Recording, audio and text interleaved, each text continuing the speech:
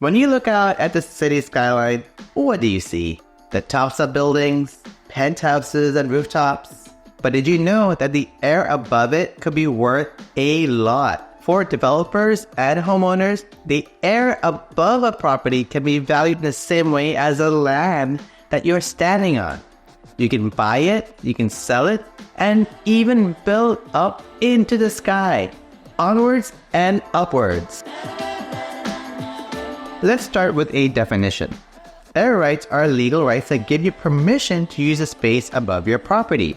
When you buy a home, it comes with the ability to use the air any way you want. If you own the land but didn't have permission to build and occupy the air, you could never build anything above the surface of the land. So, all properties come with a certain air rights. But air rights become complicated and more valuable in cities like New York, where undeveloped land is basically non-existent. Air rights are determined by local people who decide what is permissible, also known as zoning laws. In New York City, your air rights are determined by what is called as the floor area ratio, or FAR. The floor area ratio is a metric set locally in New York City and limits how much you can build relative to the size of your lot. Say your lot is 10,000 square feet. If the FAR is 2, you could develop a building with 20,000 square feet of space. But if the FAR is 5, you can build up to 50,000 square feet. The bigger the FAR, the more you can build on a lot.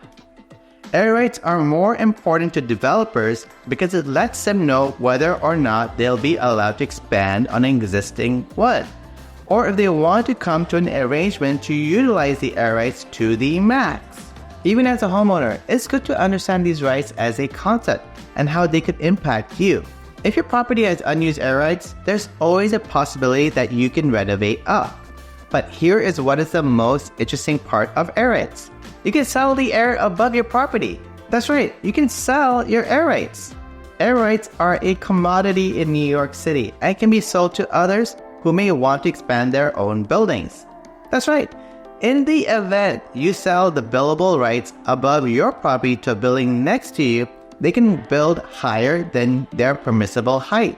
That's where air rights become highly desirable by developers and homeowners. But how exactly do you buy and sell air? Can you post an ad online and look for the highest bidder?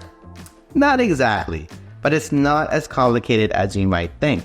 Air rights can be bought and sold using what is known as a zoning lot merger. That basically allows you to combine your tax lot with your neighbors so you can take advantage of their unused air rights without exceeding the maximum buildable height of the current lot. Having extra air rights allows developers to get creative with how they plan or expand their buildings. You will often find large towers on the corners of blocks in Manhattan because developers can buy the air rights of buildings next door to build up beyond the allotted limit. Sometimes you will find a newer building cantilevered over a smaller brownstone walk-up. This is often because the developer was able to get the air rights and build over the smaller building. So there are a lot of cool things you can do with air rights. It's one of the reasons the skyline of New York City is so unique.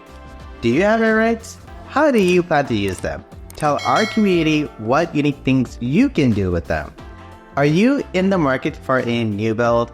Look no further than New Build Club, where we showcase the best new homes currently on the market and coming soon. Details can be found in the link below.